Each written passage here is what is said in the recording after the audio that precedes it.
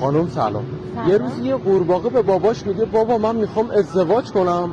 باباش میگه پسرم الان وقتش نیست. خانم خوبین؟ من به شدت گرممه، لطفاً فقط با من سرد برخورد کنید.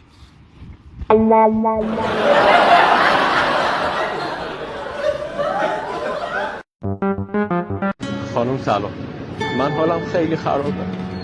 عشقم بعد از 4 سال منو ول کرده. دیشب از قلبم پرسیدم چرا من شبا نمیتونم بخوابم. قلبم گفت چون زهرا میخوابه.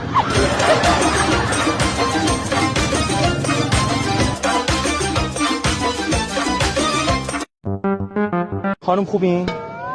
زنم با من چات کرده به خاطر شغلم، منو ول کرد رفت. شغلتون چیه؟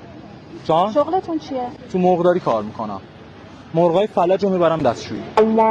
خانم شما هم که دارین میخندین، واقعا شما زنان همتون بسن. کار خوبی.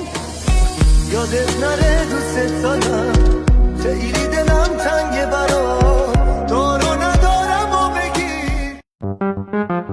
درود بر شما، خوبین؟ من تو زندگی سختی خیلی کشیدم، یعنی حتی یه روزایی بود که واقعا نون شب نداشتم بخورم. میدونین چیکار میکردم؟ نونای روزمونو میخوردم. پیش شما شازده خانم، منم فقیر پا.